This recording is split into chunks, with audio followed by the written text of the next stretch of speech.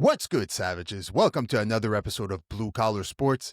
I'm Savage Paulson, and with me, as always, is the backup quarterback of Sports Talk, always ready to jump in when things go wrong, but never actually under center. Zach McGibbon, what's good, brother? I don't know if that makes any sense. That's ChatGPT giving me some options this morning, but I'm the backup QB. I'm like the Ryan Fitzpatrick coming in. It's like, all right, players down, I'm coming in and coming in to save the day. Considering what we're seeing in the NFL this season, we've seen a lot of backup quarterbacks due to injuries and other things and whatnot. I thought it'd be appropriate. A lot of things to talk about. It's been over a week and a half since we've recorded a new episode, Zach. NFL talk, obviously. We're halfway through the season. A lot of things going on, but we have to start here. World Series, Game 7 last night ended in the 11th inning. 11th or 12th? 11th. 11th inning. In my opinion, one of the most exciting World Series I've seen in a very, very long time. Just two heavyweight juggernauts going back and forth. Emotions are still fresh. As Canadians, we're obviously disappointed that the Toronto Blue Jays were not able to bring down the LA Dodgers, who have now repeated as champions, third championship in 6 years. I don't know if you'd categorize that as a dynasty, but some have this morning I saw online, but quite disappointing for the Blue Jays fan. I saw online a lot of disappointment. Still had a great season. I'll leave it to you right now. Still fresh off this Game 7 less than 24 hours ago. Zach, give me your thoughts on the series, Game 7, and everything that went on last week in the World Series. I have not been this heartbroken about a sports team loss in maybe ever. I'm trying to think back of how I felt. The closest one for me in terms of how I'm feeling right now, and this is more of like a localized thing, was when Chris Kunitz scored for the Pittsburgh Penguins over the Ottawa Senators in Game 7 of the Eastern Conference in the Eastern Conference Final to go to the Stanley Cup in overtime. So that's the closest one, but this far exceeds that in terms of just impact actually in the championship. Game 7, extra innings. Everything I saw last night and everything, as you mentioned, throughout this World Series that we saw, I'm still kind of coming down from it. I turned the TV off after the Dodgers won. I'm like, I don't need to see them win and celebrate. No, I'm good. I ran straight to bed. I got up. I kissed my wife. Dabbed my son up. I went, I'm going to bed. I'm out. I'm good. I'll catch up on everything tomorrow. And I woke up this morning to all the player interviews, and I was just still heartbroken. It's still fresh. It's still raw. They were 2 outs away from winning the World Series. They were 2 outs away, and then then that homer, and we'll delve deeper into this, but I think it's just especially heartbreaking because they were just so close. They were so close. That slide at home. The slide at home. Dude, it was so close. When I saw Will Smith's foot got out off the plate, I was like, this is it. They're going to overturn this. World Series is over. And then I checked the replay again. I'm like, no, he got it back down. I'm like you. Look, I'm not a Jays fan, but being Canadian, obviously, I always have a rooting interest in the Toronto Blue Jays. Obviously, I was rooting for them during these playoffs because my team wasn't in it and they were the Canadian team, and I wanted to see them do well. They beat the Yankees, the Mariners, then the Dodgers. I mean, I don't think there's a team that had to face as good as pitching throughout the playoff. I think probably in recent years, they're probably the team that had to face the most dangerous pitching with the Yankees, the Mariners, and then the Dodgers. They took it to a Game 7. My first impression of all this, and I said one of the first things I said yesterday, I was like, To me, it seems like the Toronto Blue Jays did everything right. They did everything right to win 4 out of 7 games. They were hitting 1 through 9, guys like Addison Barger, Ernie Clement, even Jimenez in certain situations. They were all producing, contributing 1 through 9. It was everybody in the lineup was a hard out. It was a battle to get them out. Barger hitting almost 500 in the series. I mean, you have Ernie Clement having 30 postseason base hits, which was a new record. Just crazy stuff. Max Scherzer seemed like he was back to, you know, pre-pandemic Max Scherzer, you know, like we saw him with the Nationals. He wasn't at his best, but was able to give us 3-4 solid innings to keep the Blue Jays in the game twice in the World Series. Trey Savage, I mean, the kid, 22 years old, had a phenomenal game, then came in relief yesterday. Like, there were so many things that I thought the Blue Jays deserve to win the World Series. Yet, I look at the Dodgers, their lack of offense, surprising lack of offense. I think going into game 7, they were hit, their team average, I believe, was 181 or 186 before game 7, which would have been the second lowest batting average, team batting average, I think, since like the early 1900s. Wow. So to me, the Blue Jays did everything. Their stars produced. Bichette, Guerrero, everybody was in on it, and yet they could not beat the LA Dodgers in 7 games. Dominant performance by Yamamoto, who won the MVP. Clutch hitting when needed from Will Smith and some of these guys, even though some of their superstars definitely were having a hard time at the plate during the World Series. So to me, the thing that I'm having a hard time with is that the Blue Jays did everything they could, it seems to have done everything right when the Dodgers were doing everything wrong, yet they still couldn't beat the Dodgers. So that's kind of where I stand right now, where I'm kind of a bit confused.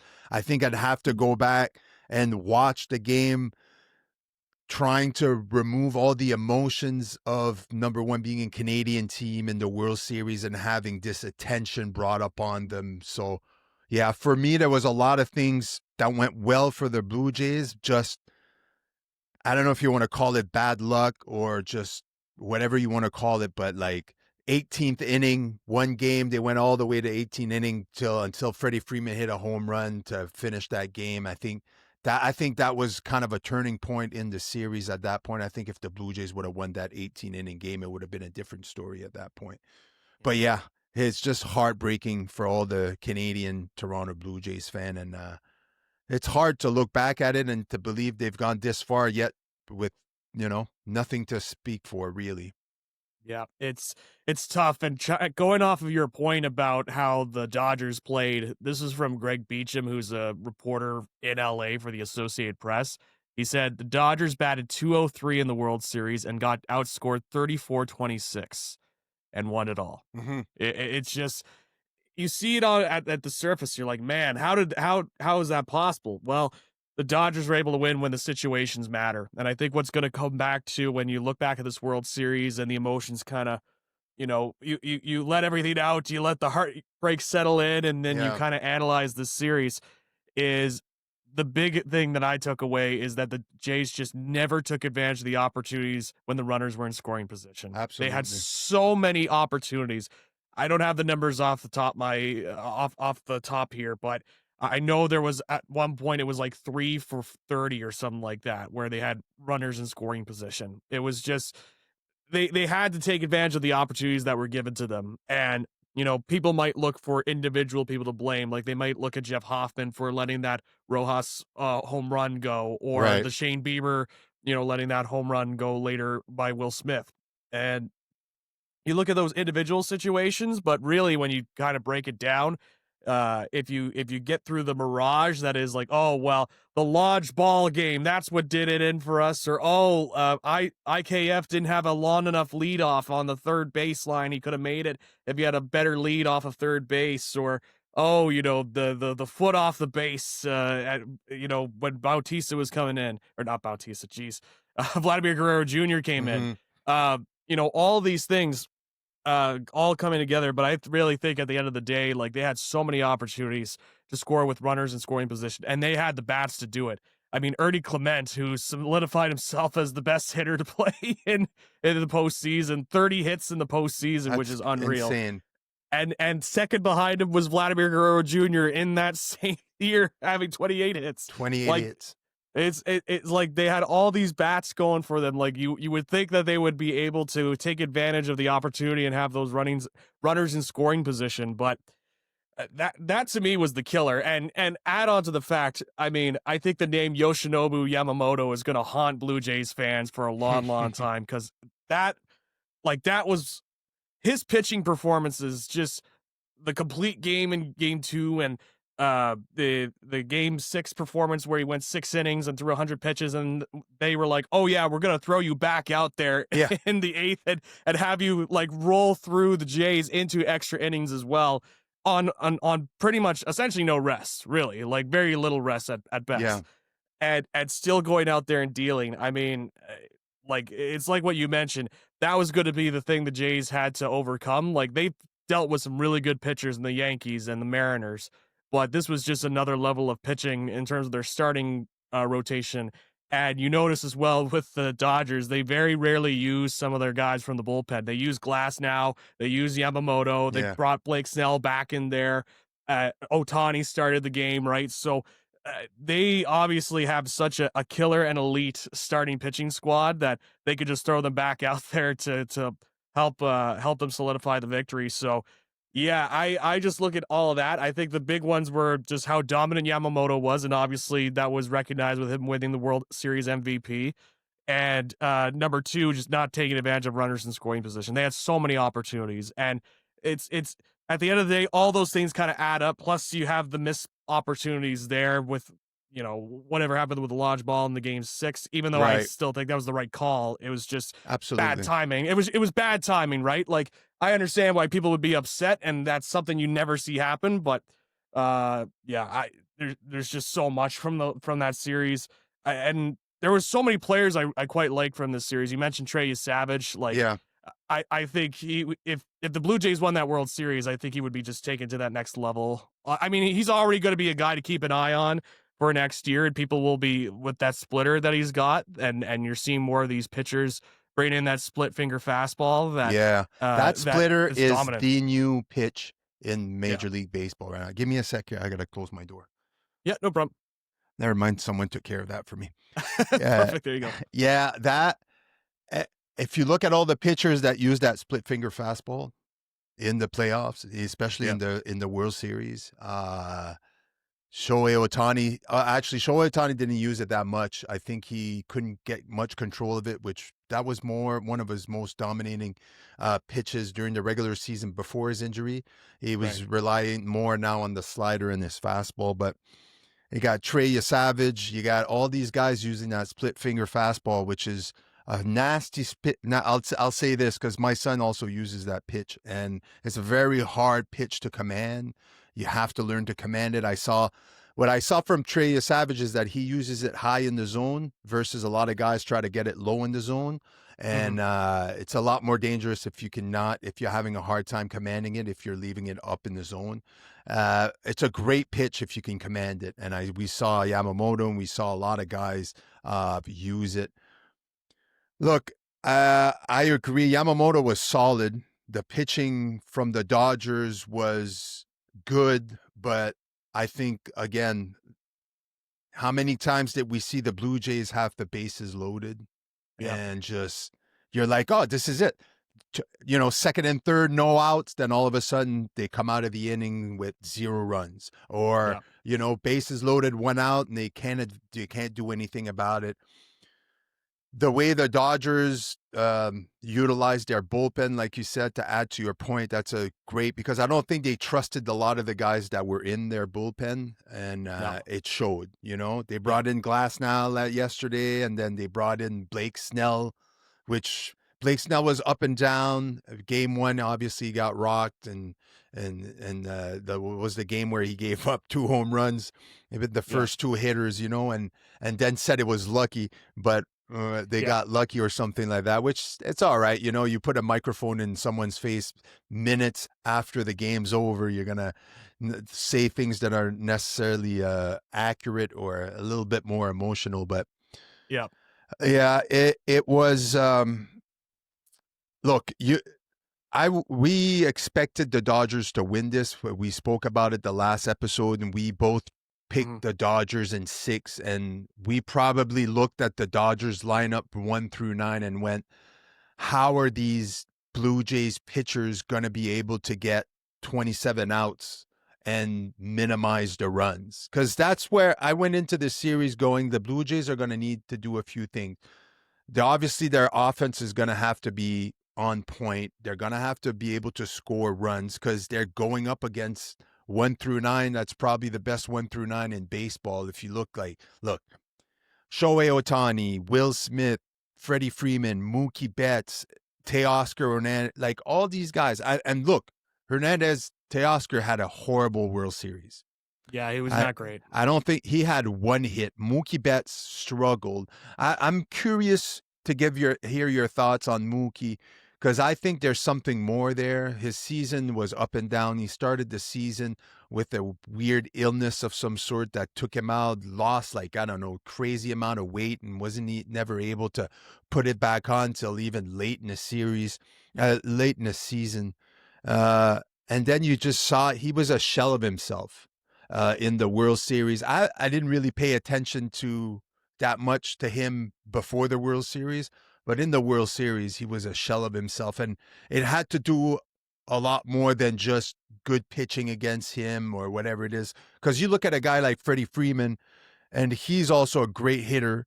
He's also struggled during the World Series, but I think that was the approach from the pitchers versus Mookie Betts.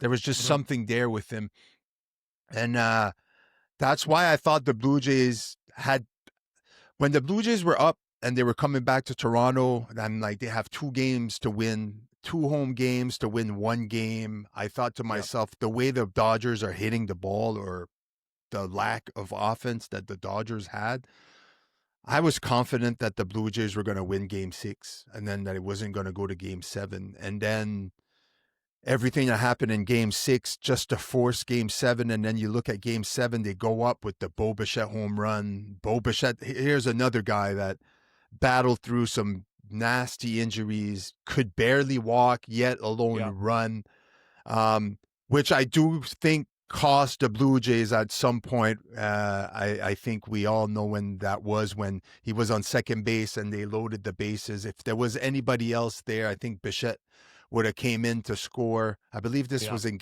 was that in Game 7 or Game 6? I remember that from Game 6. Yeah, that was Game 6, right? Yeah. Where I think he leaded off the inning with a single. So you have a lot of it. Springer, the same thing. I don't think George Springer was at his best. I think he was dealing with a lot of injuries, knees and torso, and you notice too, whenever Springer was up, they always pitched inside on Springer too, to try and get him out of his game, because you could tell he's not being able to turn all the way because of whatever he was being. There was that camera shot where it's they had the giant brace on him, and it looked like a gladiator was getting strapped up so he could get back out onto the field and keep on fighting. But it was they always kept pitching inside on him, which I was always it's smart strategy, but it's also as a fan, you're oh my God, please stop going inside on him. Right. He's hurting. You're already going after a hurt individual who's trying to bat. But yeah, that was also the case. But Chet, as you mentioned, if he was 100%, he would be able to run a little bit further on some of the hits that he made. Now, he did make some big hits, I will say. And as you mentioned, that home run, I was still happy to have him out on there. But it gets into a situation where and Schneider's also kind of stuck between a rock and a hard place because it's like Bichette, like he could take Bichette out of the lineup and put a new guy in, but he then doesn't have that hitting presence for later if the game goes on later. Like that's what Right. happened when they went extra innings. When like they had all their guys come out, and then all of a sudden it's like, oh, we don't have Bichette, oh, we don't have Springer, oh, we don't like we Yeah. have all the fielding guys out there going out to bat, and it's like, oh, this is not good. It's bad when Tyler Heineman is making an appearance in the World Series, and Yeah. I really like Tyler Heineman. He did some great stuff. He was sharing a bunch of stuff behind the scenes on social media, but it's bad when Heineman is out there in like the 11th or 12th inning in that 18 inning game. You're like, maybe we shouldn't have Tyler Heineman out Yeah. there to meet our batting option. But that's a great point too. And in the case of Mookie Betts, like I agree with you. I was looking, it was like I was waiting for him to kind of turn it on. Like Yeah. I'm just looking through, his batting averages throughout. His best game was game 1 against the Jays, and then the rest was like 143 batting average, 133, 158, 130, 154, 138. Like now he had 2 walks in game 7, but still, like he was not exactly the Mookie Betts that we're familiar with No. at the plate. Now, fortunately for him, he had his support elsewhere. I think we mentioned Will Smith. I think he's becoming a little bit more of a name now with the Dodgers. He was kind of an under the radar guy because they had those Betts, so Right. Tani, Freeman types that can be your name value guys. But I think Will Smith, more people are now aware of him and like, oh, he can also contribute for this Dodgers team Yeah. and can do some things. So, there's that element too. When it came to the Dodgers, again, the batting wasn't there. I thought their pitching helped, but like you got to come clutch in big time moments, and the Jays had done that at times. I'm not saying they never did that. Obviously, like they were 2 outs away from winning the World Series, but there were just so many moments like the having the bases loaded in the bottom of the 9th and not being able to get that Yeah. going, and then Kirk's bat breaking in the 11th there. Like he had to pop that one up somehow, some way, so that you can at least get a runner in to tie the game Yeah. and try and keep this this crazy mad game going. But broken bat, a slow roller, and that, by the way, is the first time that a World Series has ended on a double play in like 77 years, Really? I which didn't is know that. crazy. And it's only happened 3 times in the history of Major League Baseball. So if you want to add another wild stat to the many wild stats of this World Yeah. Series, like there's another one for you. But it's there's so many different things I could go back to and pinpoints like, if they took advantage of this opportunity, or if they did this better. But yeah, it was quite the World Series. It really was. Yeah.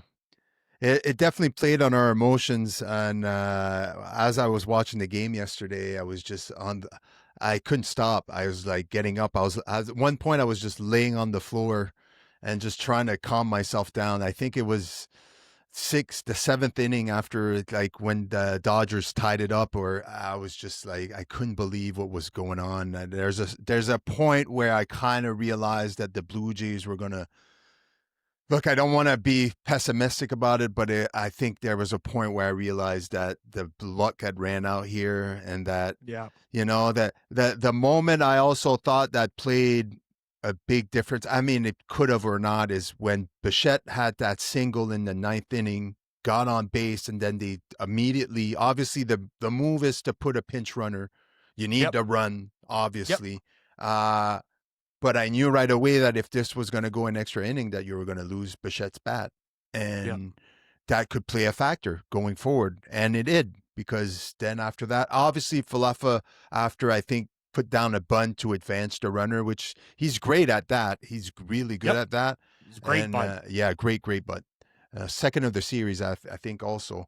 Mhm. But I mean, Bo Bichette had a 3-run home run early in the game, right? You take that Mhm. bat away because you're forced to do those things because of injuries. It's disappointing, but I do believe that the Blue Jays have something going here. Now, I'm not aware of all the contract situations and everything. I know there was some talk about maybe this being Bichette's last game as a Toronto Blue Jays, because we've all been part of the trade talk with Bo Bichette, and Yep. I believe that this is the last year on his contract. Yep. Right. So Yep. You're thinking to yourself, is he going to come back? Are they able to bring back as much back the as many core players as possible to try to make another run at this next year?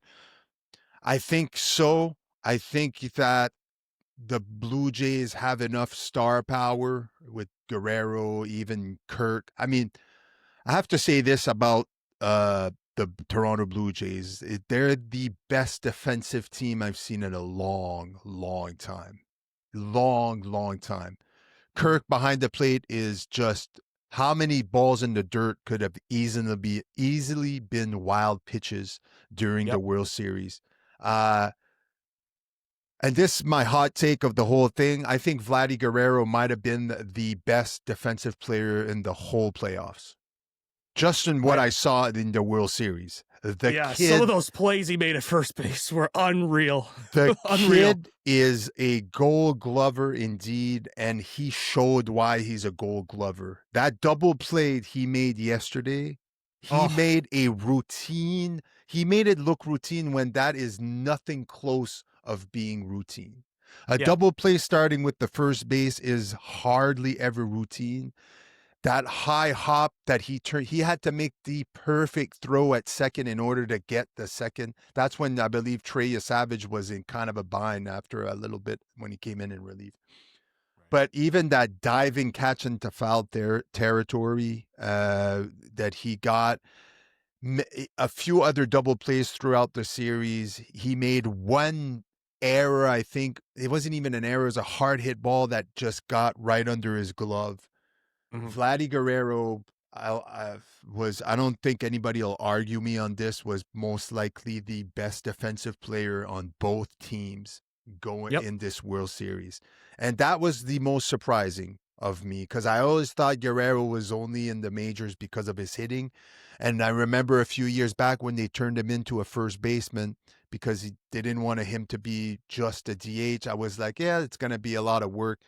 The kid obviously has put in a lot of that work, and he is top notch, in my opinion, one of the best first basemen in the game after what I saw in the World Series.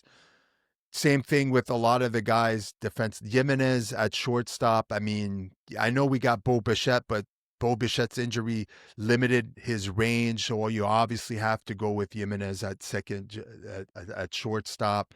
Even Bo on one leg made some tremendous plays at second base, made it look so easy when he hadn't really played second base since he was in the minors. So Mhm. Varsho at center field is just completely solid. Same thing, Barger in right field. Everybody on that team defensively. I mean, if they're able to bring back 90% of that team next year, with Trey Savage being no longer a rookie and having more experience, having get yourself one more pitcher in your rotation. If they can get their hands on I don't know, name it, whoever's available, somebody they can bring in, because I'm having a hard time believing that Max Scherzer is going to be pitching next year. Maybe, but I think we might have seen the last of Mad Max. Um, Maybe not, but I don't know if he'll be able to contribute. So I am confident that the Blue Jays can be back in the World Series next year. I think this is the type of adversity that they needed. I mean, in all sports, we've all seen teams make it to the finals, and either be in basketball, football. They need a lot of these teams. They need to lose before they can win, and I think Yep. if we're telling a long-term story here, to take from my pro wrestling days, we're trying to build some long-term storytelling. I think the Blue Jays losing definitely hurts, but I think it might have been necessary in order for them to move forward and become a better baseball team. Yeah, there is a lot of questions I have on who they will potentially keep, who they will let go. Um, yeah, Mad Max is going to be an interesting one. He's older. It not wasn't like he was exactly lighting it up at the end of the regular season Mm-mm. either. He He turned was it on in the struggling. playoffs, Right. and you saw some classic Mad Max. I saw a clip of like Max coming back into the dugout, and he turns around and he's like walking, like it's the classic Yeah. Mad Max. And you see all the players, they're starting to walk by, they're like, oh, and then they get out of the way, like do not talk to him. He's in the zone, like don't Yeah, do yeah. that. So, that's going to be interesting to see. I as of today, I agree with you. Like I don't, unless Mad Max, and I highly, highly doubt it, if he wants to like do the John Smoltz route where he turns into a closer Yeah. somewhere. Look, Um, I think he is an important part of being on that team. I yeah. think he's a great teammate. I think a Mhm. lot of the young pitchers could definitely use him, use his mind. I think a guy like Trey Savage, you could tell they've already had this Oh, chemistry in the World Series where they were spending a lot of time talking to each other. I yep. think if you can find a way to keep him on your team, even if it's in a relief position, look, during the regular season, give him some starts, right? Yep. It's the same thing with Bassett. I See, think, that was the other one I was thinking right? about with Chris Bassett. Like, will he make that transition to a relief role? Because he Because was he great in was relief. amazing in relief. Yeah, Yeah, great relief right. role. And he To the did point where I good. think he earned his new, to the point I think he earned himself a new contract just as a relief pitcher. Like I think teams will see that and say, he's good out of the pen. And I think there was a quote he said where it's like, I feel like me coming out of the bullpen, I'm actually like a high value reliever. Right. And again, another guy like at the end of the season, it was just not getting it done as in the starting role. So and he expressed how he wants to say, so that could be an option there too, Yeah. if they wanted to with Bassett. So, anyways, I cut you off, but No, no, that no. I want to make mention of that. I think there's a lot of assets that need to be brought back, but I don't necessarily think it's as, like I said, starting pitchers or even starting defensive players. I think they need to keep this. I think there's one thing they have going for them is that they have a lot of, they're a very cohesive team. They want to win for each other, and I think that's one thing. You've look at that level when you get to the World Series, when you get to the playoffs, almost every single team in the playoff are like that. But I saw something a little bit more special, a little bit more from the Toronto Blue Jays, and I believe guys like Max Scherzer, Chris Bassett, and all these veterans players, not necessarily superstars, Mhm. that brought this presence, this experience behind them, brought this team together, and everybody wanted to win for the Vladdies and the Bichette, and then everybody that because I truly believe that that team deserved a championship, and I think that if they can figure out a way to keep it as together as possible for next season, you'll see them right there again next season, maybe even better. And I won't be surprised if they'll be back in the World Series next year and trying to make another run at it. But yeah, it's going to be Yeah. interesting in the offseason how everything is approached considering that. So, Does Bichette stay? Do you think Bichette is staying? my initial thought is yes. My initial thought is that he'd be willing to take a discount just to stay with the team. Now, I don't necessarily think they have to give him a discount. I think just pay the man and just keep him Yep. because I do believe that a lot of the guys they have on their team, they're not paying. They don't have to pay Trey Savage next year. I think he's still under his rookie contract, right? Yep. Uh, there's a lot of guys they don't have to pay. So just pay him. Pay him because you definitely need three. You need Vladdy and Bichette 3 and 4 in that lineup. They've been playing together since they were in the minors. They've been playing together forever. I think if you separate them, if you let them let him go, leave and sign somewhere else, I think it affects the team, but it also thinks it affects Vladdy himself. And even though it might just be temporary, the feeling of like, oh, I can't believe they didn't sign him, that destroys this thing they have going right now. You do Yeah. not want you want to keep this team as much as possible the same team they have right now. I know that's impossible and you're not going to see it. That if they do make it to the playoff next year, it's most likely going to be a totally different team for the most part. But Yeah. but if you can keep these pieces together, because we saw it, and the Blue Jays were a perfect example of this. When you get to the playoffs, you start seeing these guys that you don't even know who they are.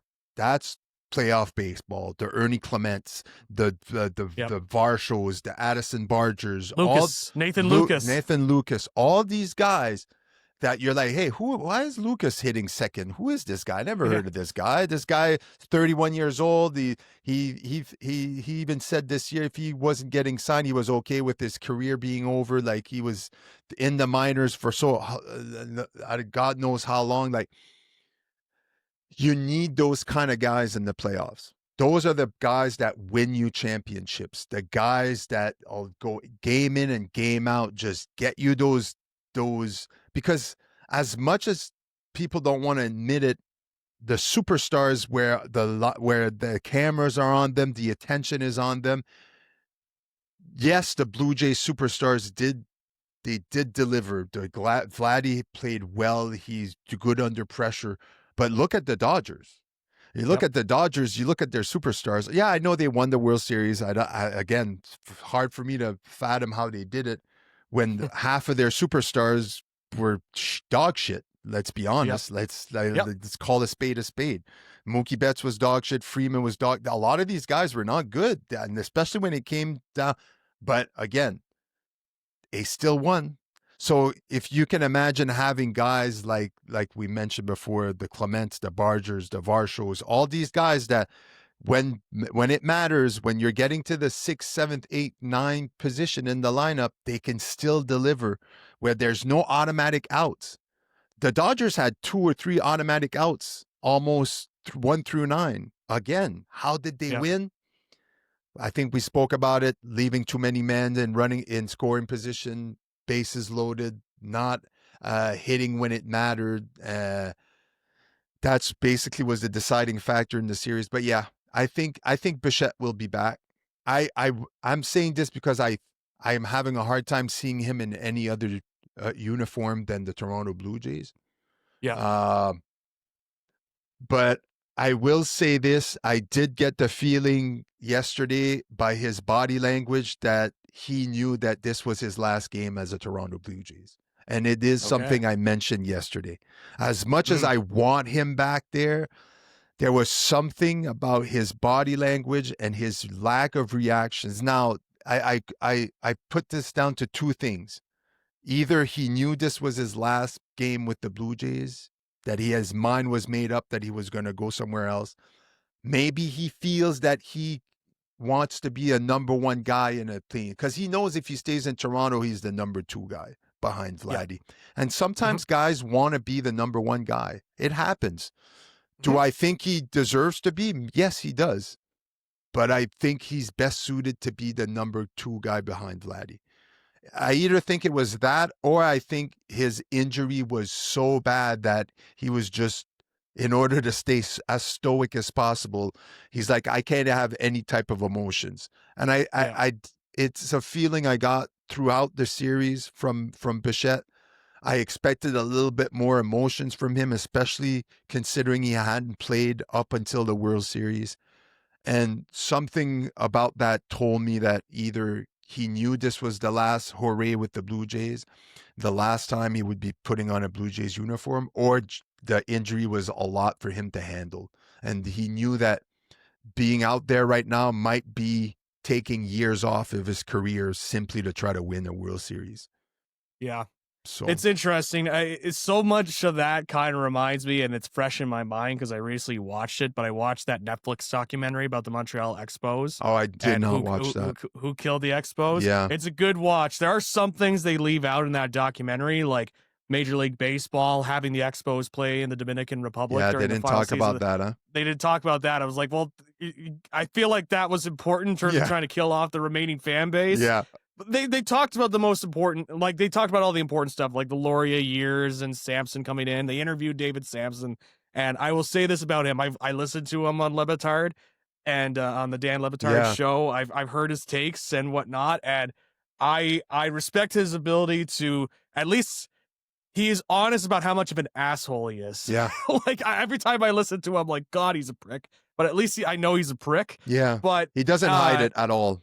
he doesn't hide it, and like he explains stuff. I won't say too much because it is a good watch, and I recommend people watch it just so that they could get a sense of like why people in Montreal still want the Expos back all these years later. Right. But all that to say, the reason why I bring it up is they obviously mentioned '94 with the strike, and that ended the Expo season when it was all likelihood they were going to go to the playoffs and potentially go to a World Series. Like that's the biggest, one of the biggest what ifs. They were With how good they were with real how good good. that team was. The outfielders there, Moises Alou, Larry Walker, and Marquise Grisham, and Yeah, just that team was almost unbeatable. Like everybody expected them to make it to the World Series and win it that year, and the strike took that away from them. And then after that, it was game over for them, right? yep. A young Pedro was there, Yeah. and John Wetland, like all these great Expos players. But the big thing that really killed them in '95 is when they had that fire sale because of the strike, and the Expos were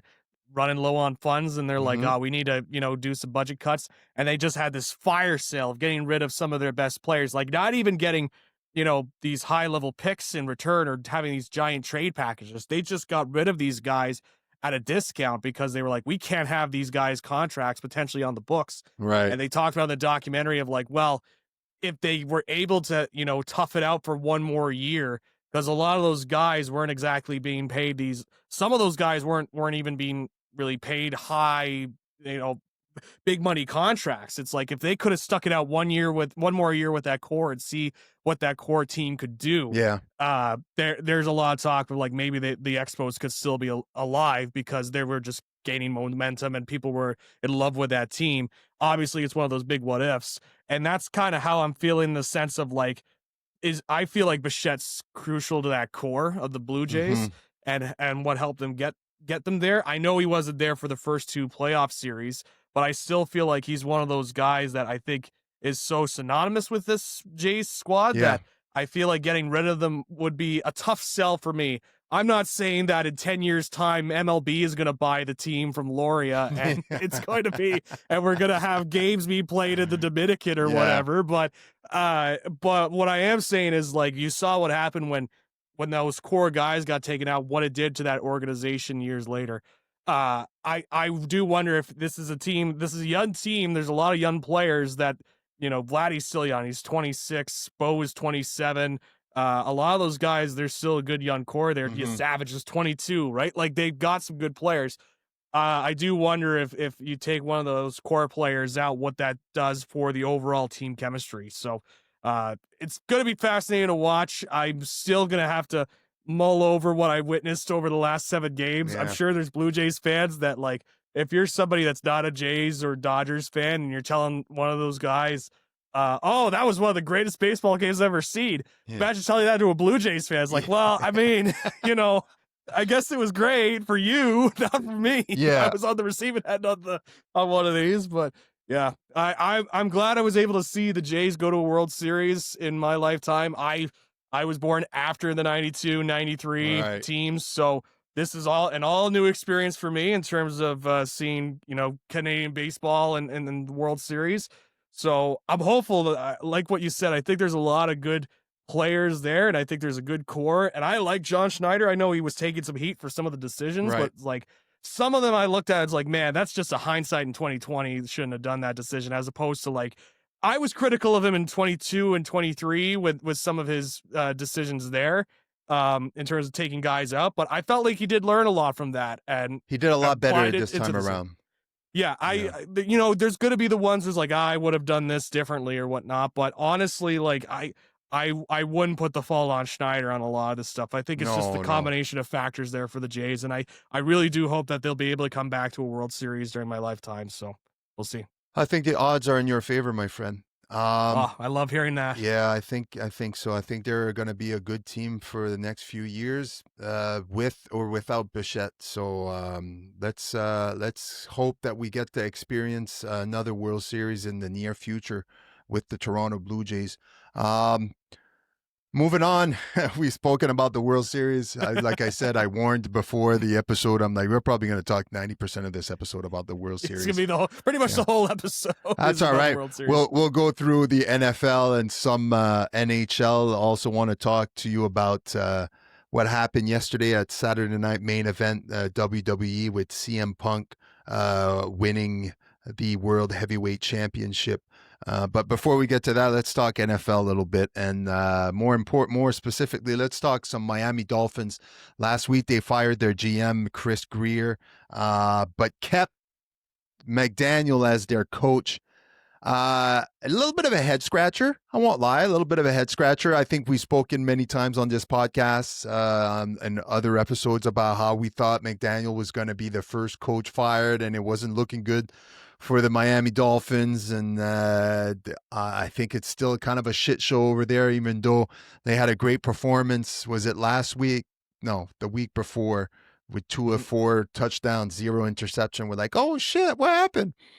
Yeah. And then last week happened, and then it was all for nothing. Your takes on did they make the right decision in firing the GM and keeping McDaniels at least through the remainder of the season? And is it to be expected that McDaniels is going to be out as the Dolphins coach after the season is over? Yeah, I thought it was interesting that they didn't get rid of McDaniel, because usually if you're getting rid of a GM, you're also getting rid of the coach, because that's the decision that the GM made on who the coach of the team is going to be. So Greer had to go. I was looking at his record. He's been the GM of the Dolphins since 2016. And I'm like, man, he got a lengthy leash, because other than a few years when McDaniel first came in and Tua got kind of, it was like, oh, they figured out Tua, and Tyreek's now in here, and Jalen Waddle is a wide receiver too, and this is a fun offense to see, and they started training for guys. Is like, other than those 2 years, you look at what Chris Grier has kind of done in Miami, is like, why was he there for 10 years? Yeah, like, it was he surprising. Didn't really accomplish a lot. I didn't know he had been there since 2016. When I heard that this week, I was like, what? I was like, I thought this guy was only there for a couple of years, but yeah. It was quite surprising he got such a lengthy go at this. Yeah, and who's the coach that he was like butting heads with, who's now the defensive coordinator for the Minnesota Vikings? You know who I'm talking about. Now all of a sudden I see his face, but there was also that, and then obviously he was able to win out on that. So yeah, it's I just had a tough time. I mean, just to give a sense of how long Chris Grier has been there. Yeah. One of his first moves as general manager of the Miami Dolphins was hiring Adam Gase. That's how long he's been there in Miami. Like, that was his first move when he got hired as the general manager, is hiring Adam Gase. And we all saw how that turned out for Adam Gase. Todd Bowles. And Todd Bowles. Todd Bowles is the guy from the Miami, no? Todd Bowles was the Miami coach? I'm trying to remember now. Brian Flores, by the way, the other. No, that's it. Who was? Oh, Brian Flores. Yeah, that was the coach in Miami before McDaniels. No, you were looking for. Yes, Flores was the coach before McDaniel. Yeah, and there was that butting of heads there, and there was that lawsuit that was being threatened. I think Bowles was before Gase, if I recall, because Bowles has been around a while too. But, so that just kind of gives you a sense of how long Chris Grier has been there. And again, you just kind of look at his record at that time. It's like, didn't win any playoff games, and had some teams that went to the playoffs, but didn't really do much after that. And I don't think the roster construction has been all that impressive for him. Like, so it's kind of surprising that it's lasted this long with him. Usually, like, when you have a GM that goes this long, you usually have like, oh, these deep playoff runs that come with it. Or, you have, in this case, I think he had some longevity in the organization as well, and he was known in the organization. So to have him be fired, especially at this point, because the trade deadline's coming up, and they were like, we don't want him to make any more moves. We're done. Right. We're like, no, we don't even want him. We don't want him to do anything else. So this also signals to me that the organization is still a fan of McDaniel. Stephen Ross, I think, is the CEO of the Dolphins, and they still like him. I just don't think that locker room is just bought in with McDaniel anymore. And I think he's a certain kind of coaching style where it's like that coaching style with McDaniel, where you could be relaxed and be more of a player's coach, Hmm. can work for some in the sense that when you're winning and you're like getting along with the guys, it's that you could be the happiest guy in the world. But when you're McDaniel and you're kind of that personality that's kind of a little bit more laid back and relaxed, for some players, it could come off and give off the idea that you don't care about what happens on the field. Yeah. And when you have these uber intensive competitive players in a locker room, that can rub off the wrong way in a lot. Like So, Tariq Hill, I think, has butt head with McDaniels many oh, times, for right? sure, Right. for sure. Uh, there's been a lot of question about McDaniel. Is he truly a head coach? Is he just a better coordinator and whatnot? Yeah. Um, I will say this: I do think McDaniels deserves a second chance, and I'm saying this like he isn't already a coach and hasn't been fired yet, but when he does eventually get fired from by the Dolphins, if it's not by the end of this season, I do think he deserves another chance to go to a different organization, see what he could do. But yeah, I was a little surprised they kept McDaniel around because again, usually when you get rid of GMs, you also get rid of the coaches, and it's like, all right, this is a signal to us that we are kind of restarting. Things aren't working. We're going to have a new way forward. We want a new vision in there because you want your general manager to be the one that picks the coach because that usually means they're aligned on what the future of the team is Right. and like what the coach wants, the GM will get, and what the GM wants for the coach. They could be in sync. I've seen time and time again when you've had a different GM it's a coach that he doesn't hire that you have a butting of heads Yeah. about the direction of a team. So, I mean, it's Miami at this point now too. It's like, yeah, I'm also kind of not surprised because this is Miami, but yeah, that's kind of my thoughts on it. Greer, I think should have been let go a while ago, but McDaniel's sticking around. We'll see where that goes, but I think the more I just hear from Tua and these pressers, and the overall energy and vibes that are coming out of there, it's just I don't know how much longer they can look at this dumpster fire that's staring right in front of them. Yeah, it's definitely a dumpster fire. And that's why it was surprising to me that you would obviously, I agree with you that Greer had to go, but it's such a shit show. And everything you hear in the media and all the things that Tua's press conference sometimes is just blows my mind. I sometimes I don't really think he knows what he's talking about, and it's like it's all over the place a little bit. And it's just it's surprising, especially knowing that Tariq Hill has probably played his last game as a Miami Dolphin. I don't think we'll see him in a uniform coming back next season after that injury that we saw and everything. But yeah, Yeah. it's definitely surprising to me. That we're gonna see McDaniel's on the sideline for the remainder of the season. It tells me that they kind of like gave up. They're like, yeah, like it doesn't really matter what happens from now on. I mean, it's gonna be hard pressed for them to make a playoff run at this point late in the season. With the how many games have they won? One, two games, Yeah, I think it's 2 games that two they games, have right? won this season. So yeah, it's going to be interesting to see because at the end of the day, I think it's a rebuild waiting to happen right now in Miami. I think you just burn it all down to the ground and rebuild from scratch. Now, maybe that's what the new GM is going to be brought in there to do, draft the new team. Let's just start from fresh. Let's get a new QB in here. Let's get rid of everybody. And because normally you also see that happen, right? When you bring in a new general manager and you're like, this is not the quarterback I want. This is Yep. not the guys I want. This is not the coach I want. I'm bringing in my Yep. own staff. I'm drafting my own quarterback, and I'm bringing in Yep. my own position players. So we'll Yeah. wait and see. But And you're already hearing it too with Jalen Waddle in the trade rumors as right, well. And right, I imagine Tyreek Hill will be involved with that at the end of the year once that situation with his ACL or whatnot is resolved. And it wouldn't shock me if Tua's in there too. And just kind of blowing it all up. And again, there are players I like there in Miami. I really like their running back Devon Achane. I think he's been one of right.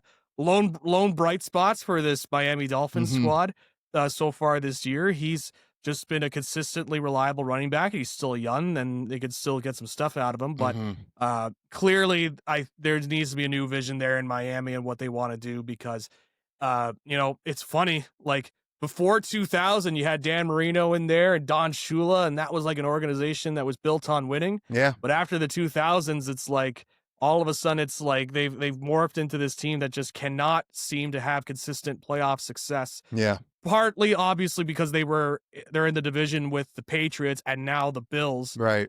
in terms of dominant Yeah. stretches, but still, like, not being able to put together some real consistent winning football over there in Miami. And they've had some really good players. Let's not Oh forget yeah. about this. Hill, Tua, they had they had some Waddle. They've had Mhm. some good players. Ramsey on defense for like. Yep. Listen, Minka it, Fitzpatrick was there for a yeah, time. Yeah. yeah. That who's that tight end they sent to Steelers this year? That was also like they've had some good players. Mhm. But it's just when you're in a chaotic environment, it doesn't really matter how good the players are. If there's chaos in the behind the cameras, it's going to be a shit show on the field, and I think that's what we're seeing in Miami. Yeah, for sure. Baltimore Ravens. Lamar Jackson came back this week and blew it up against the Miami Dolphins on Thursdays. They, won big against the thing. I wanted to quickly talk about the Ravens with Lamar Jackson now back. Seems like they're lined up to pass to win their division.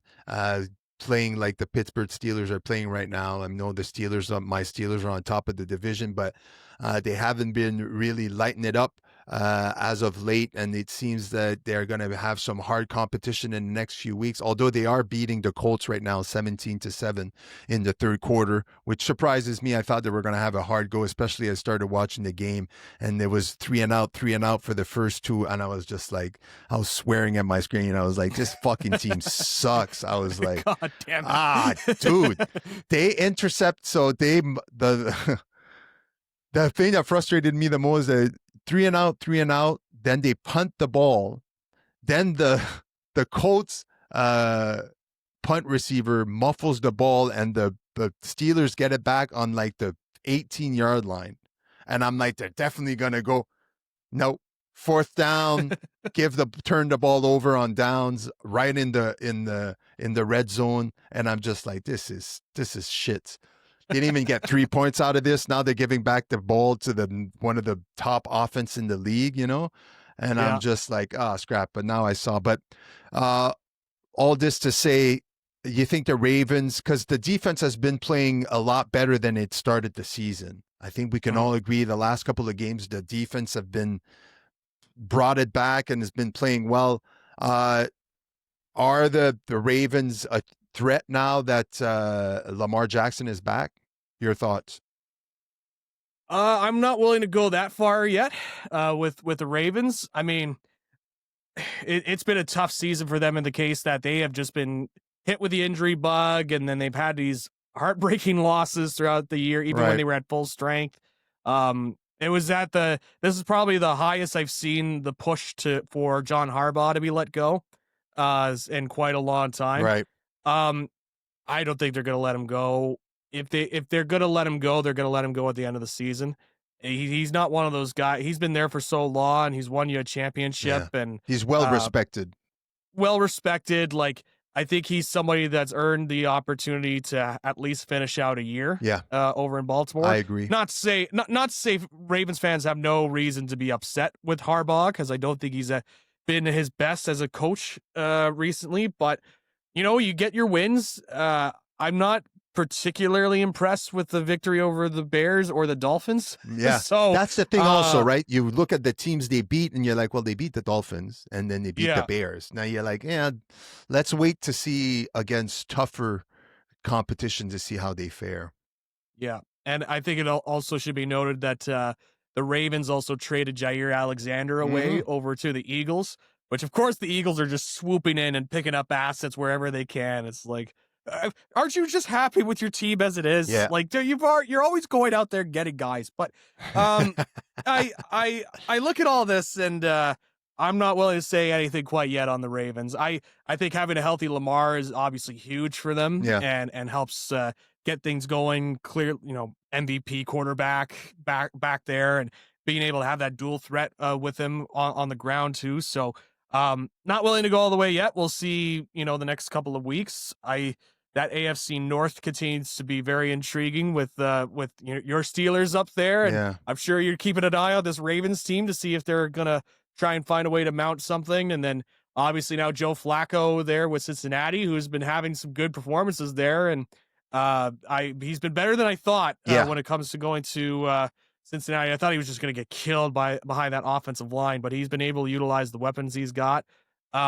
And then of course the Browns are the Browns, so we expect really nothing less from them. But yeah, it's not willing to say anything yet. I think if you're all the Steelers fans out there, including Stefan, I think you could have a little bit of an easy breath for now in terms of how the Ravens are looking. I'm glad to hear that from you, my my expert. What about the Patriots? Are the Patriots a threat in the AFC right now? Because they're looking good.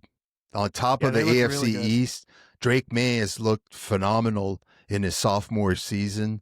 Look, they're firing on all cylinders. 6-2 on top of the AFC East. I mean, they're tops in the league right now. You think the Patriots are going to finish above the Bills in the AFC East, or is just going to be a fight to the finish between these two teams?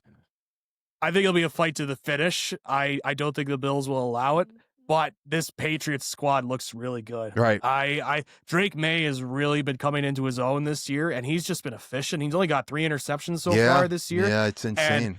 And he usually you see with a lot of those guys that are coming off a good rookie season for him. I think his rookie season, because of the winning record that they had, was kind of a bit under the radar, but that team wasn't really built to be a winning team. That was more of like, get your core guys together, start to build around you so that next season you can find the right players and then take that next step. And you're seeing it right now with the Patriots. Plus, you got a much better head coach in Mike Vrabel. Yeah. Makes a big difference. Vrabel makes a big difference in that too. So I think they've got some really good pieces there. They're winning right now. New England. Yep. They're winning 24-14 last I checked. Drake May threw an interception, but he's 2 touchdowns, 1 interception. So there you go. Bengals are winning too. Add an additional interception to that, 4 interceptions. So yeah, to what I said, but I was gonna say the Bengals were winning about 30 seconds ago, but now they're down 24-20. So it's good for my Steelers. Go Bears. I'm like you. I think the Patriots are for real. I think I remember watching Drake May last year and going, yeah, there's something here. I think they found their quarterback for the future. I think we're seeing it this year, especially with the new, Stephon Diggs and all the guys they brought in to try to make his life easier as a rookie quarterback, as a young quarterback. And then you got Vrabel, that I knew he was going to be the fit. It was hard to believe that he was going to fail in New England as the head coach, being part of that system with Belichick and all that, Belichick, coaching staff and all those things. But the Patriots are definitely someone I'm keeping an eye on in the AFC, and I'm really excited to see it through the rest of the season and see them and the Bills battle to see who's going to finish on top of that AFC East. So I'm pretty excited for that. Any other team, anything else you think we should touch on in the NFL before we move on to some hockey? No, nothing else that's really kind of striking for me. We touch on the Colts a little bit. I continue to be impressed with their offense and how they're continuing to be efficient. Now, I know as we're recording, the Steelers are up, but over the Colts. But still, I think their owner there after Jim Irsay passed away, Kaylee Irsay Gordon. I think they've got a good owner there. Yeah, she's for real. She seems to has she's got a good mind for the business and. It's a steel wrestling term. Yeah. And I think she understands it. And obviously she's been around in that Colts facility, learning and under Jim Irsay and whatnot, all the daughters there on that Irsay family. I think they are kind of built into this organization. And so I think there's some good things happening for the Colts. And I like what they're doing there. Nothing too much else in the NFL, though. We're kind of in that midweek, it's now week 9, it's week 10. Yeah. We're now in the middle point of the season. Like, we got a lot more of these football games to go. We still have the Thanksgiving games, the American Thanksgiving games coming up as well. Yeah. It's so That is definitely going to be something to keep an eye on. But we're now kind of in the midpoint week of the NFL, and you're starting to see more of these narratives kind of being established. Looking forward to the remainder of the season to see how it's all gonna build up to the playoffs and everything. So I'm sure we'll have a lot of other things to talk about when it comes to the NFL in coming episodes of Blue Collar Sports. We haven't really talked about any NHL news since the beginning of the season, so let's take some time here to talk about a few things I wanted to talk about. The first thing being in Montreal for me, I'm privy to being a witness to the Montreal Canadiens' hot start to the season. I don't know if it was expected or not. They have a very good young team here in Montreal right now. A lot of young players, Caulfield and Yurov I don't know how to pronounce his last name. Slavkovsky and Demidov and Dobesh and who, we had a little bit of a controversy as far as starting goalies. I think Montembeault, is it Montembeault that was the starting goalie? Yep. And now it's mostly Dobesh that kind of took that spot from him. But what's your thoughts on the hot start from the Habs? I know they beat your Sens last night in overtime. It's fresh off there. I don't want to put you on the spot being a Sens fan, but do you think the Canadiens are a legitimate contender in the NHL right now? That roster that they have there in Montreal, like you mentioned, it's a young roster, and they're really coming together here. I think they're off to a real hot start. They're 9-3 as we're recording here on a Sunday afternoon. They're first in the Atlantic. Yep, first in the Atlantic. I think they're in a good spot right now. The Leafs are not have not been playing too well to start off their series either. The Sens kind of got off to a weak start as well. Plus, without Brady Tkachuk, that impacts them too. But I think if you were to have told people that the Canadiens would be number one, I don't think there would be that much surprise. I think there would be, what happened to the Panthers? What happened to, I'm talking about in the division, like, what happened to the Panthers? What happened to the Leafs? What happened to, but I think they'd be like, but considering the core group of guys that are around there in Montreal, I think be like, they should be hovering around in that first spot there. And so I haven't been able to catch too many Montreal Canadiens games personally, just with everything going on. But I'm not too surprised that they're off to a hot start. I'm a little bit more surprised about the Red Wings and how they have been off to. They're just behind Montreal in second. That they have surprised me more in terms of how they've been able to do. I did not think the Red Wings would be that great. I thought their back end there of defensive guys, defensive players was going to be rough for them, but they've really been able to come together there. And then I see my Sens there at third.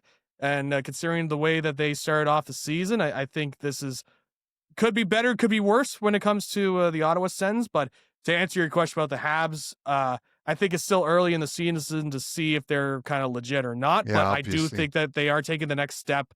I do think they're taking that next step.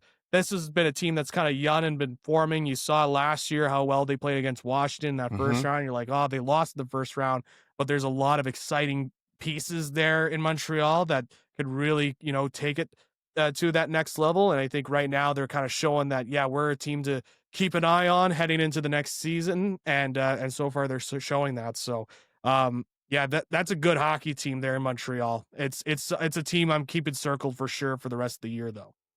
Yeah, when I saw the way they finished the season last year and made a push for the playoffs and obviously lost in the first round to the Capitals, like you mentioned, but they played very, very well as for a young team. Like I think we've mentioned a few times how young this team really is, but they've been playing together for a long time, some of these young core players, and it shows. And adding Demidov to the lineup, which might be one of the most talented players on that roster, on that young roster. Suzuki, Caulfield, all these guys. With who's Lane Hudson? Is it Lane Yep. Hudson? Lane Like, Hudson, I their mean, defenseman there. the Yep. rookie of the year last year, I believe he won rookie of Hmm. the year. You seem to have solid. It's all about goaltending when it comes to Montreal, right? You've always had a strong goaltender for the most part, especially when you have winning teams in Montreal. And now you have this kid Dobesh that we kind of never heard of until late last year, and then all of a sudden now he's kind of taking the number one spot away from Montembeault. So, yeah, I'm excited. Again, I'm a Pens fans, which we're going to talk about after Penguins, but being in Montreal, obviously, if you listen to the radio, you pay attention. It's hard not to pay attention to the Habs, and I'm happy to see Right. that their young team is doing very, very well, and I think they can sustain this this early start. I think they could keep it going for the season. Again, I think the experience they had last year in a short playoff run gave them confidence that they were be able to stand on their own and not be pushed over by some of these bigger teams. And obviously, Right. you look at the Leafs and the Panthers, and you're like, "Oh, that's a slow start." Still early in the season. By Christmas, we might be talking. It might be completely different. They might be at the Yeah. bottom of the division, and we'd be like lost 7 out of 8, and they're like, "What the hell's going on?" But um, definitely happy Right. for the Habs and their young core of players and how they started off the season. I will say And this. plus, I was going to say too. Plus, they have some really good young guys there on their AHL squad. And now that I could, I've Oh been following yeah, along with the AHL, so I can tell you that some players to keep an eye on as well. Owen Beck, who's actually yes. just from just down the road where I'm at in terms of he comes from Port Hope. He's a graduate of the Quinny Red Devils, but he's Oh, somebody nice. that Okay. the Habs are looking out for. 21 years old. He's on that Laval Rocket squad, and David Reinbacher as well is Mm, somebody that on the back end that they're hoping that can transition to being a player. So they've got a good team now, and there's some guys underneath already in their AHL system that. As you know, the call ups go, you might see a little bit of Luke Tuck get called up every once in a while, but yeah, and their Rocket squad has got some good players, very fast. So yeah, I think there's a lot to like in Montreal right now if you're a Habs fan. yeah, it's good to know. Um, At the beginning of the season or before the season, even going back to last year, I think we spoke about many things concerning the Pittsburgh Penguins. Everything I heard before the season start from everybody, the quote unquote experts, which I am not an expert. I pretend to be. That's why it's called blue collar sports. Um, maybe we change. Maybe in a few years after doing the show, we'll call it white collar sports. After a while, that'd be a bit more Get my professional. nice finest suit, you know, and Yeah, we'll drink out of fancy cups with our pinkies out and all that. fuck that. Let's keep it with our Bass Pro Shop hats and our t-shirts and be a Yeah. lot better suited for this type of show. But everything I heard was that the Pens were going to be shit this year. That nobody thought there would be a good team. Again, still early in the season yet. They're on top of the Metropolitan. They're second technically, but 18 points, top of the league. Sidney Crosby seems to be playing like a young Sidney Crosby. The team's playing very well. I'm extremely surprised by how they started the season. Now, you know a little bit more about this. How much of this has to do with their new coach? They hired a new coach in the offseason, someone that a lot of people have never heard of or didn't really know if he was going to do well in the NHL. As a Pens fan, I'm happy to see that they're starting off the season hot because even a few episodes ago, I think we spoke about, I asked the question if Sidney Crosby was going to be a Pittsburgh Penguins for the rest of his career, and you said yes, and I said maybe. I think I said maybe. I said it'd be hard to see him in another jersey, but I do know that he wants to win a Stanley Cup, and it seems like they're giving it an honest an honest go at it right now here, trying to win another cup for their veteran stars such as Malkin and Crosby.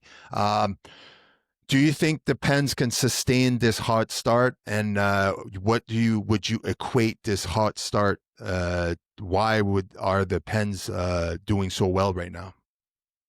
I think in the case of the Penguins, they've got obviously you've got Crosby, you got Malkin, you still have guys that like, especially the case of Crosby, is somebody that's like Crosby just hates losing. Right. Like he's not going to allow this team to falter.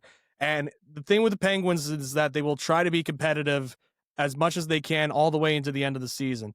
And so I think the big question with the Penguins going into the year was you have a lot of aging guys on that roster. This is one of the older teams in the NHL. And there's not really much in terms of guys that you're looking at prospects wise that kind of entice you in Pittsburgh on what they are going to be able to do. So I think you have that combination as why you had people kind of looking as like, oh, what is this Penguins team going into? Because I think Malkin especially is kind of on a decline. I don't think this is the same Evgeny Malkin of 10 years ago. Crosby is somebody that he's one of those elite level players where it's tough for me to see him be at a point where he's like super low in terms of his ability on the ice.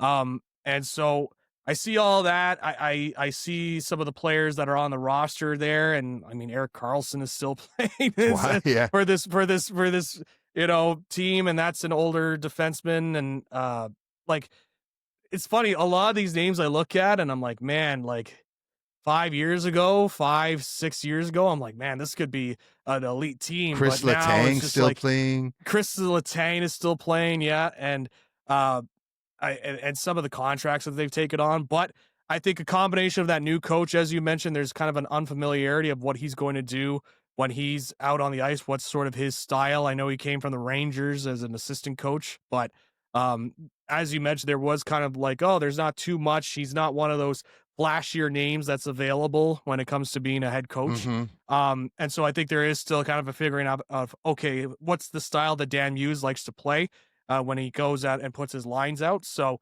I think the Penguins, they'll be a team that will continue to be competitive throughout the year, only because I think Crosby will not allow that team to falter off and have some level of consistency.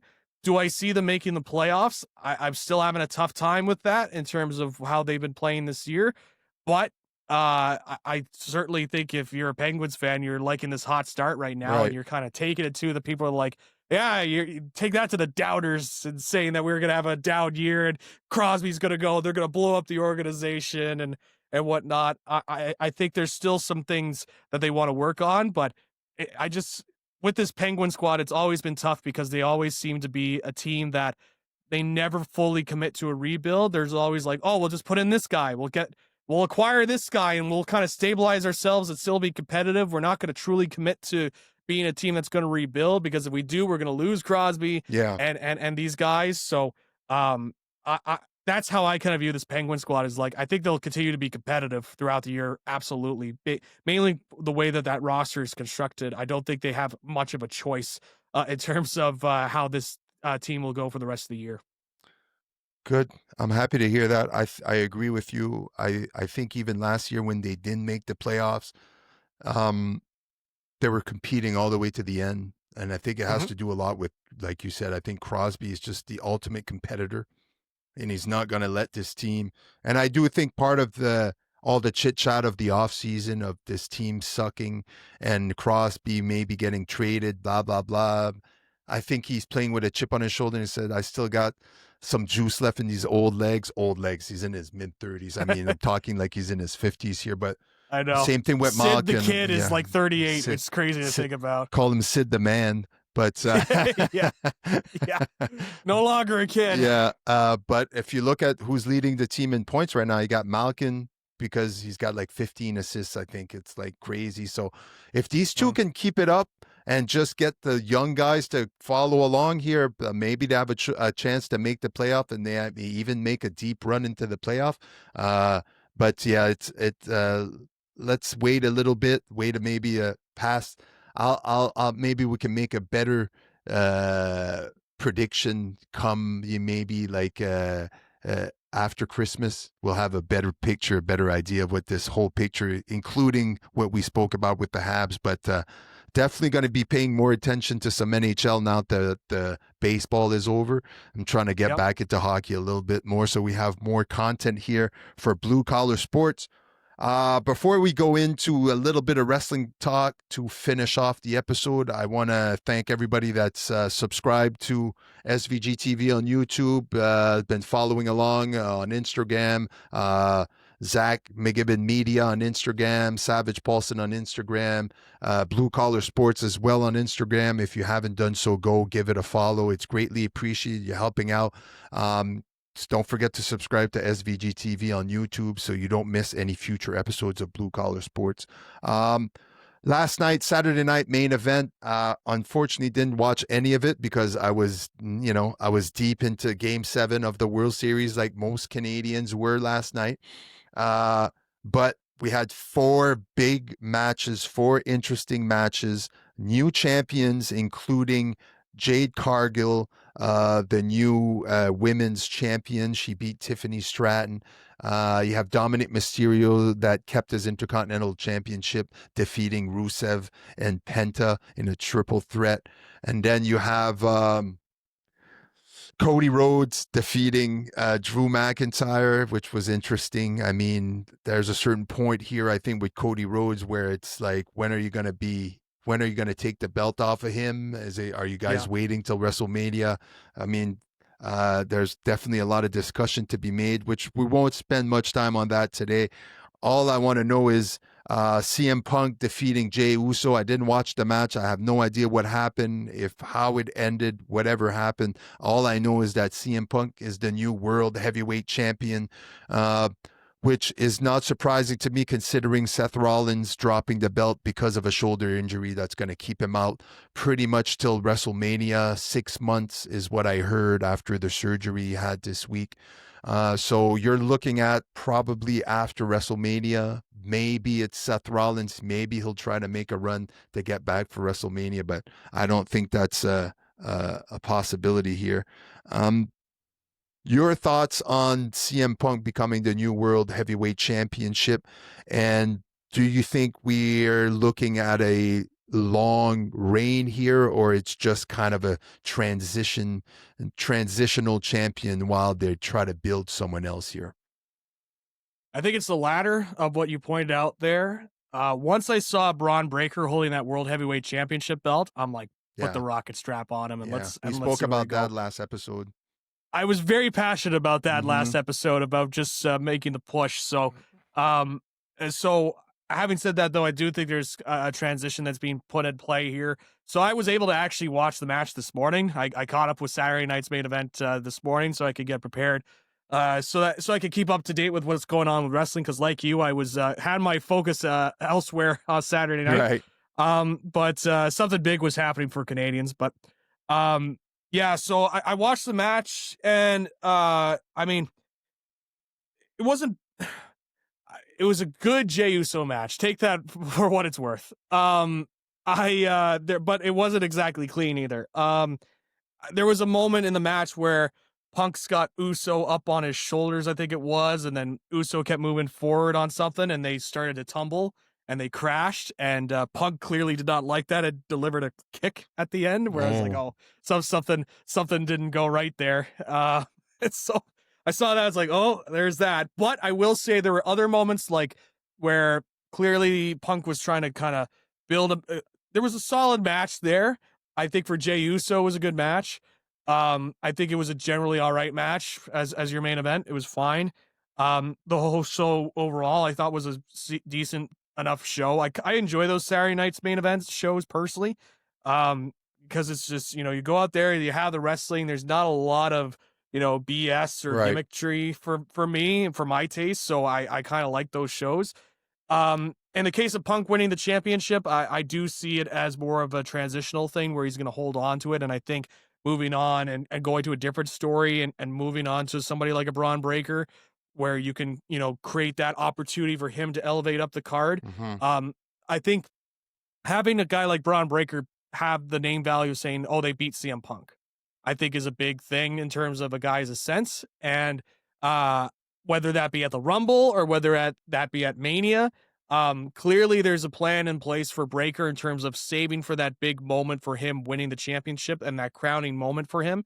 And so I think there is a plan in place for what they want to do with the World Heavyweight Championship. I do think that Punk is going to be somebody that can hold it for a bit. He brings some credibility and name value, obviously, to that championship, and he'll hold on to it. But I think it's being shined up for an eventual Braun Breaker win. That's how I kind of personally view it with that title win last night. Yeah, I agree. I think what they did with him when he won it, and then he really lost it within I don't know how many minutes after with the cash in with Seth Rollins was like everybody was like, yay, CM Punk's champion, and then all of a sudden he's not champion anymore. So now to give him that opportunity again, you're attaching CM Punk's name, give him credibility, you're building up the championship. Just I believe, like you, I think Braun Breaker eventually will take the belt away from him, especially with Seth Rollins gone. I mean, it could go in different directions, but I think if we had to put money on it, that's where they're going. So I agree. I'm gonna have to look at the match. You know, I'm not the biggest Jey Uso fan when it comes to in-ring talent for me, and I think that's a big reason why he doesn't have to strap around his waist anymore. And so it'd be interesting to see where they go from here. I thought this new storyline with him and his brother at each other's neck again is kind of weird, considering that the last time they feuded together was a complete disaster and one of the worst WrestleMania match that I've seen in a long, long time. Yes. So yeah, I'm interested. I'm not as interested in other storylines. I think their WWE is kind of building towards WrestleMania right now, starting slowly. I'd like to get your thoughts before we end the episode, though, on this whole, which seems to be a fiasco of this whole teaser, the teasers they put out just to have a poster put out of CM Punk, Brock Lesnar, Roman Reigns, Paul Heyman, Triple H. Who else am I missing here? Am I missing anybody? That was it, right? I think you got it. Yeah. Brock, Punk, Triple H. I think Heyman was in there too. So yeah, but the names you would generally associate with the WWE brand were in there. So do you think this is leading to an eventual match at WrestleMania, or it's just they needed to have the bigger names attached to building up WrestleMania? What, 46 is it? In Las Vegas. I think 42. 42, so I had to say 42, yeah. Skipped a couple of years there. In Vegas. I don't know anymore. Fuck. Yeah. They put I knew it was in the 40s. WrestleMania. I knew it was in the 40s. Yeah. People seem to be pissed off about the whole thing about Triple H putting himself on the poster, and I thought it was a bit ridiculous. But also, it's wrestling. It's pro wrestling. Like, can we all take a chill pill here and relax? And it's so much in advance. They're probably going to put out 18 other posters, and we're all going to forget about this little moment in time. I think WWE was trying to build some interest with all the teasers, and John Cena sharing the teasers, people thinking it was going to announce. So yeah, what do you make of this? Do you think it's just much about anything, or is there something going on over here at WWE with all this build up to this? Do you think Brock Lesnar is really in the title picture for WrestleMania? I wouldn't rule it out. Right. Now that he's back, well, I guess he has been on programming since the Cena loss, but now kind of back in the fold of being talked about. Mm-hmm. Yeah, I mean, I didn't really take too much to the poster there. I just kind of took it for what it was. It's just promotional marketing stuff. I will say I am usually one of Triple H's biggest critics. I will just say that. So I do like putting in a couple of jabs, let's just say, especially with him being front and center on the poster. I have my thoughts about him, but in terms of just this overall advertising stuff, I think it's more of an indictment of how kind of interesting storylines right now in WWE when people are kind of looking at this teaser video and be like, oh, what is this? Like, what are we doing? Is Chris Jericho? Like, I saw the one was Chris Jericho. That's Chris Jericho's feet. Now that's his cowboy boots, and that's how he wears it. That's how he wears his pants. And look, I'm like, that's Brock Lesnar, bro. Like, we can all see it's Brock Lesnar.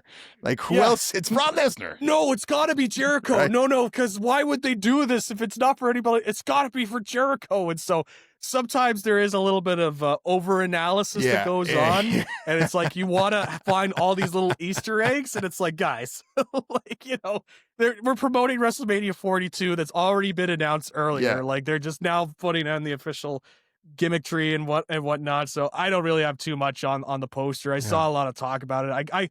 I more just got a laugh out of it that all these people were analyzing and dissecting it and like breaking it down like it's the Zapruder film of Yeah. like what's going on Like, with the rest. I'm like, guys, like I'm glad that you're invested. I'm glad that you're loving it and right. you want to get invested in it. But I think it's also an indictment of the stories that are being presented in WWE right Hmm. now, that they're kind of hanging on to this teaser Yeah. video and Right. like, what's going on? Like what's going on? What does this mean? What is the breakdown? Oh, I can't wait to see what they reveal Right. on Twitter on a random Tuesday afternoon. Right. You know, Midweek, like in the afternoon, I'm like, what's going on here? Why is everybody freaking out? I'm like, I don't understand why my timeline is filled with yeah, these snapshots of these videos, these 17-second videos released on yeah, Twitter or sorry, on X or whatever it's called now. yeah. X, I, formerly known as Twitter, whatever you yeah. want to call it. So yeah, I thought it was interesting. Before we end the episode, quick thoughts. Do you think they did the right thing by putting the belt on Jade Cargill? I think it's more them trying to say, let's see what we got here Right. now. We've it's been a while now in terms of her being in the company. I don't think she's as hot as she was as she came in terms of momentum. No. Like I think they've kind of the thing with AEW in terms of her run was she was just this dominant figure. They were like, okay, we know she can't have these longer 8 to 10 minute matches, so we're gonna keep her matches limited to like 5 to 7 minutes. Right. Just have them be short, have them be dominant displays. And we know that she's, got a look and she's charismatic. And it's like, we're going to maximize on that while we have her in AEW, and then everything else and at that point it was like, we'll see if the wrestling can develop from there. Yeah. And it didn't really develop, and it still hasn't developed in WWE. There was like, oh, maybe she'll go there. She'll go to the Performance Center and they'll kind of lock her in. And I just think she is who she is. And I think right now it's like, all right, we're going to put the belts on you, and we've given you a lot of ample time to kind of grow and improve, and we'll see. Now is the time to see what you got here with Jade Cargill in terms of her, ceiling in WWE. Can she be somebody that can carry a division in WWE? Can she go out there and be reliable? And in my opinion, I don't think she has that ability, but I think she's been a little bit better in the last year or so. There are some matches I saw her get booked. I'm like, oh, this could be disastrous. Mm-hmm. Mm-hmm. But they ended up being perfectly competent professional wrestling, which I think for her is a big like step up for her. I think it also there are times where it'd be train wrecks. Yeah. So I think it has to do with who she's in the ring with and who can carry her. And I think maybe this is not putting down AEW's women division, but I think there's a lot more talent as far as women wrestling in WWE, right? So you have opportunities to be in the ring with some of the best women athletes.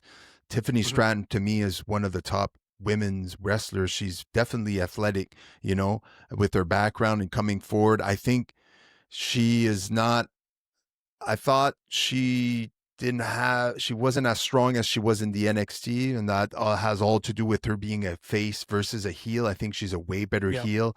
The same goes with Cargill with this recent quote unquote heel turn that she did on Tiffany last week, and now she's going to be forward most likely as a heel-ish champion, which I think bodes well for her. So I think that's one thing to have going on with her right now, booking her as the champ. But I also think that you have so much talent on the roster that if it doesn't work out, you could easily just swap her at the top and put the belt back on Stratton or put the belt on someone else. There's so much talent right now in WWE, even in AEW. I know there's a lot of talent as far as women wrestling. I think that it should be pushed even more. I do think she struggles to put together quality matches. I think she's not really improved that much, even with all the tools they've given her in the WWE. I mean, you have access to the NXT roster and being able to push her in the performing center and having train. And they even took her off the air for a while so she could work on her wrestling. And it really hasn't, like you said, I think this is just what we're going to get with her. And let's cross our finger that she puts up, maybe 1 out of 3 matches are stinkers, so that 66% of the time she puts on decent enough matches, try to make her Yep. look like a beast enough to destroy her opponents. And I think that's why it works better as a heel.